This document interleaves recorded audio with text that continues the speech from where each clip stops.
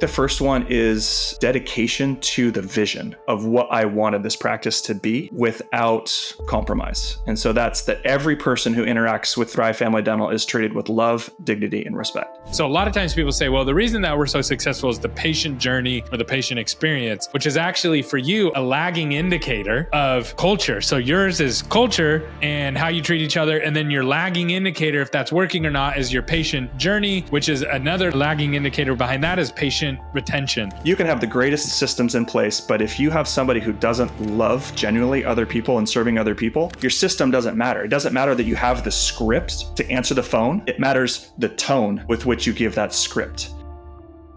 Welcome back to another episode of Dental Marketing Go. I'm your host, Gary Bird. I'm the founder of SMC National, where we help you create, convert, and close more new patients so you can grow the way that you want. And today, I have my friend, Dr. Ben here, who's the doctor owner at Thrive Family Dental, and he's going to share his story of his Cinderella practice. He's been able to open a new practice in a very, very competitive market and get it off the ground super, super fast. And he's going to share with you how he's done that and how he's helping other practices do the same.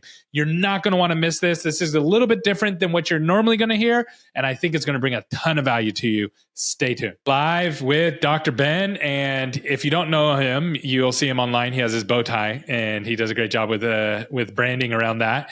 And it's been several years since we've talked. We talked several years ago, and I was excited to have you back on because you said that your office has been doing really well, and it's kind of a Cinderella story. And I would love to just pick your brain for our audience so they can kind of learn about that. And what's been like the biggest thing that's helped you grow over the last several years?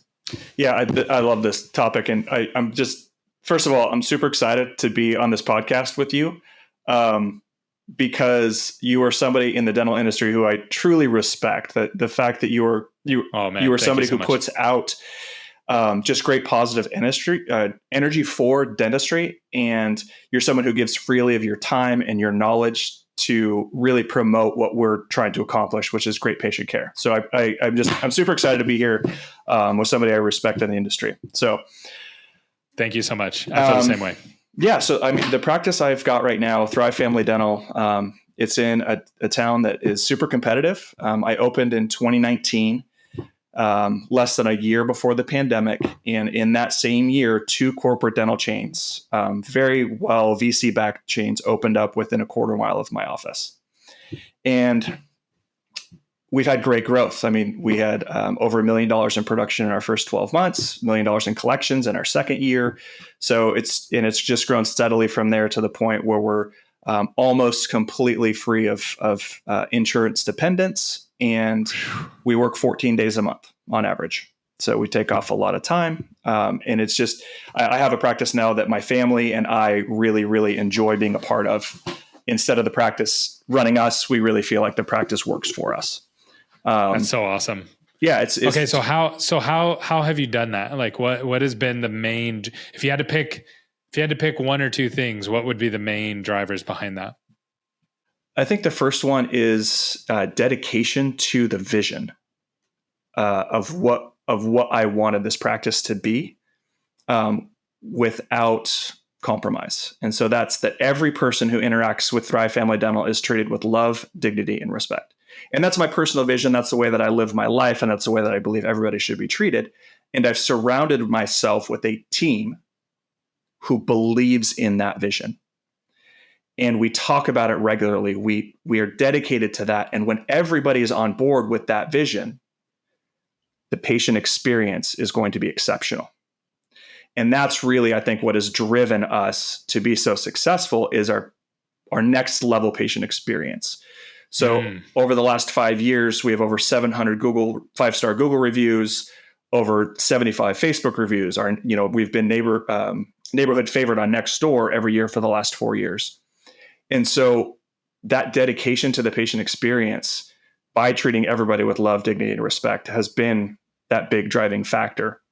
So from kind of the big picture view, the success of Thrive has been because of the vision and the dedication and the repeated commitment to that vision and making sure that I lead my team in such a way that everybody enacts that vision in my practice. And the way we do that fundamentally, like actual nuts and bolts in the practice is it starts with our web presence. It starts with our first phone call, right? When you call my office, you are going to be you're going to be greeted by somebody who is excited to talk to you. Hey, sorry to interrupt the show, but I want to make sure that you're going to Dicoma 2024. It's July 10th through the 12th. And guess what? We are going to be speaking on the main stage, and we're going to be hosting a boot camp as well. And we want to give away some free tickets. So how do you win these free tickets? You go to smcnational.com, click the little bar that says enter to win free tickets to Dicoma, and then you submit your information, and everybody's a winner. We're going to be giving a discount to everybody who enters, and we're going to be giving away some free tickets to the conference itself and to the boot camp. Make sure you sign up for these right away. Back to the show. Which is a big deal. Which is a big deal because I actually just made some videos on this called Multiple Offices, and people are like, you want to come in? Yeah, it's kind of like whatever. If you want to come in, great. If not, and that's a big deal. Like that is a competitive advantage. And I really love what you did here. So you said the reason that you've been successful is because of your mission of how you treat people. So that starts with your team and then goes to your patient. And then you went into, and this is why we have such a good patient experience, and this is why we've grown so much. So a lot of times people say, well, the reason that we're so successful is the patient journey or the patient experience, which is actually for you a lagging indicator of culture. So yours is culture and how you treat each other. And then your lagging indicator, if that's working or not, is your patient journey, which is another lagging indicator behind that is patient retention. And so a lot of times you look at patient retention, you're like, how do I get this up? There's stuff that's happening way before that patient walks through the door, sometimes 6 months, a year, 2 years, the mean thing that you said to your team member, or you were short with somebody, or the promotion you promised somebody, you didn't give it to them. Those things are going to impact your patient journey more so than the actual process of your patient journey. That's absolutely great stuff. That's because so good. Ultimately, this is a people game, right? You can have the greatest systems in place, but if you have somebody who doesn't love genuinely other people and serving other people, your system doesn't matter. It doesn't matter that you have the scripts to answer the phone. It matters the tone with which you give that script, right? You can fumble all the way through that phone call, but if you're friendly and you're treating that person like they're your best friend, that covers so much more than the words. So once we get the patient in the door, then it becomes about making them comfortable and letting them know that they are in a safe place and that we care about them more than we care about their dollars. That we ask them good questions, we listen to their answers, and we dig deep into the why. Why are you here? Why weren't you going to the dentist for 5 years? What do you want out of coming to the dentist? And then communicating what we can do to help them reach those goals, educating them on everything that dentistry can offer, and then asking them if this is what they actually wanted. And sometimes we're wrong. But then we say, so how does this sound? And they go, oh, actually, I don't want any of that. Oh, well, where did I miss? Tell me, So really engaging in that. And that's where that dignity and respect element comes in, right? These are grown people who make decisions on their own. Our job is to put the best information in front of them and allow them to choose. Yeah. And then to follow up and do what we say. And I think too, it's like, so that sounds really simple on the surface, but then also you have to do it in a way that people can understand, right? So that's the tricky part, right? So it's like, okay, yeah, I do all that for my patients, but a lot of times you present treatment to a patient and they gloss over, it's like when you go to a foreign country and someone walks up to you in another language, what's the universal sign for, I have no idea what you're talking about? Big eyes and smiling and just like nodding in agreement. Like, that's right. Hopefully you don't hurt me, right? Hopefully you don't want to hurt me. I'm no danger to you, right? That's right. Everywhere. That's what we do all around the world, right? Guess what patients do when they're in the chair? They open their eyes really big, they smile, and they just shake their head yes. They have no idea what you're talking about. Yeah. Same thing for your team. Your team, you're like, okay, this is what we're going to be doing, and da-da-da-da-da. No one wants to look stupid, so they smile really big, and they make their eyes really big, and they smile. But in reality, they're not on board with that. So how have you made this digestible for your team in a way that they understand? And then how have they made it digestible for your patients so that they understand? What's been your secret sauce there? One thing we've done for a while with new new employees as we're getting them onboarding is we role play asking good questions to make sure that they can ask those, because that's the biggest part, right? Is that the average doctor probably listens, there's stats on this, less than 90 seconds before they start offering solutions. And that's just not enough time to hear someone. So we practice listening. We have practice asking good questions and then getting to that next layer, And we role play this in our monthly meetings. The other thing too, is that if I ever use dentalese, right? I'll say, sometimes I'm going to use a foreign language. It's just default. It's called dentalese. I don't expect you to know it. And if there's a word that I use that you don't understand, please stop me. I don't do it on purpose. It's just, that's the way that I'm wired now. They changed my brain ROI, anatomy. Like for me, it's like ROI, KPIs, right? SEO, MRR. And it's like, I don't have any idea what you like. We just do it automatically because it's just shorthand. Yeah. And I say, at any point, please stop me when I use a term that you don't understand. And at the very end, I always ask this question. And I found this, and I use this on all of my coaching calls with my clients. I use this with my team. I use it with my patients. And it's, what questions do you have for me? It's not, do you have any questions? Because the answer to that is always no. But I'm setting the expectation, you should have questions. What are they? Right. Yeah. So this is an open-ended way of getting their feedback. And they're going to ask about pain and they're going to ask about money.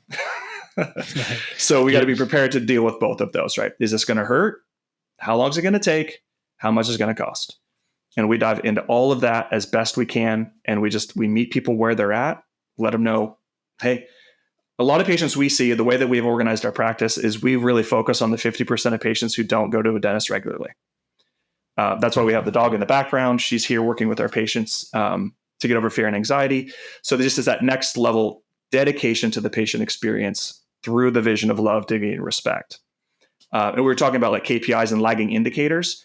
My number one lagging indicator of team culture and experience is Google reviews. So if we are not getting on average 3 to 4 5-star Google reviews per week, there's something wrong in my team. And I have to go start asking questions. Yeah, because you can't get a Google review from a patient if they're not happy, right? Like that's hard. Like they have to be at least semi-happy to be able to get that. So that's a good lagging indicator there for sure. What I found is that if I have a morale problem on my team, I don't get 5-star reviews. I've in multiple occasions, I have made one of my employees available to the free market economy. And my Google reviews dramatically increase the next day and into the next month. So just so the audience caught that, he's laid people off. He said it in a very politically correct way. So he said, well, I've laid people off before, and then all of a sudden the Google reviews go back up. So what I hear you saying is when you're like, hey, let's get more Google reviews. This is part of our process. We've trained you guys. They've stopped for whatever reason. If there's someone in your team that's toxic, that's poisoning the well, which happens in every business, everywhere, and we all know about it. Like sometimes we know about it later. Sometimes we feel it on a daily basis, but we've all experienced that before. When that person leaves, instantly Google reviews kick up. Yes. Yep. When you remove the poison, things start performing the way they should. It's been very fascinating as an owner and entrepreneur to see that reality. And my team has even come to me and like when we've come to that realization that someone's got to go, I'm like, hey, if we let this person go, that's one less person to do the job of this practice. And everyone was like, we got this. That we're in. We'll do the work. It's so important. And every time I've let somebody go because of that, I've never regretted it. So that's a really good point because good culture is not just an attractor; it's also a repellent, right? So we've had situations where people left because the culture did not fit with them anymore, and the culture spit them out more so than we spit them out, right? So it's like your culture is an attractor to the right people, but also a repellent, and people change too. So somebody could be a culture fit today, and in 2 years, because of bad life decisions or just unfortunate circumstances, don't fit in with the culture anymore, right? Yeah. And what's interesting too about that is for entrepreneurs who make these decisions, in my interview process, I have a very specific line that I say to every person, and that is, I rabidly defend my company culture. Because you choose to work here, I have to work here. Right? Yeah. I'm the only one who can't quit. And so my culture better be awesome. I better want to work here. Yeah. And when I don't want to come into work, somebody's got to change or leave. Yeah, I love that. And I always say I love what I do because I love working with the people that I love working with. And that's a huge part. I've had stretches, sometimes a year, sometimes 2 years, where it wasn't as fun. Every time I was like, stink, I don't want to meet with this person, or man, I don't want to, I don't want to go into this meeting because this person's here. There's nothing worse than that. And I know people are listening right now and they're like, yep, I know exactly what that's like. Yeah. So if you said that I know people reach out to you and they're like, have you done this? How did you do this? You've developed a mastermind around this to help people. So that way you can actually do your work still, but still help people. How does that work? Like, tell me a little bit about that. So I want to do one more thing, because I wanted to make sure all the listeners had like a take home piece of meat that they could take directly to their practice and apply today. And that in our new patient paperwork, we have a comfort menu. So you don't get to come and see us until you filled out your preferences. Blanket, cold water or room temperature water, coffee or tea. Do you want Netflix or do you want streaming beach on the TV in front of you? Do you want noise canceling headphones? Do you want an eye mask? Do you want a lavender or lemon scented towelette when you're done? Right. All of those are programmed in our new patient paperwork. And then when people come into my office, we provide that to them without asking. Because patients are going to say, oh, no, it's okay. I don't want to put you out. We force them into the good experience that they deserve by saying, here's your blanket and here's your room temperature water. Do you want this now, or would you like us to set it aside for you? And that way, oh my gosh, one, they read the form, and two, they really care. So that's something that anybody can implement today to force the good experience onto people. Because the goal is to make going to the dentist suck a little bit less, right? So that's one way that you can do that. So I love that. So tell me a bit about your mastermind. So the mastermind is a group of doctors who are dedicated to pursuing excellence in their personal, professional, and community lives. So we meet 1 to 2 times per month online. And then we're going to have 2 summits. One of them is going to be kind of an adventure summit where we get together, we all do something fun, connect, something challenging, have a shared fun or hard experience to grow the fraternity of the group. And then in the evening, instead of sitting around the hotel lobby, drinking beers and making up stories, we're actually going to workshop and work on our businesses, connect intentionally through specific exercises and workshops that we do. The second will be, the goal is to do a donated dental services trip together. So do something meaningful in our communities. And then again, get together in the evenings and use other experiences to workshop how we can improve our businesses, our lives, and our communities. So, and if people are interested in that, they can connect with me through drbenfriberg.com, drbenfriberg.com. I love that. I love that you're doing that. I love that you're giving back, and I'm sure that people get a ton of value out of that.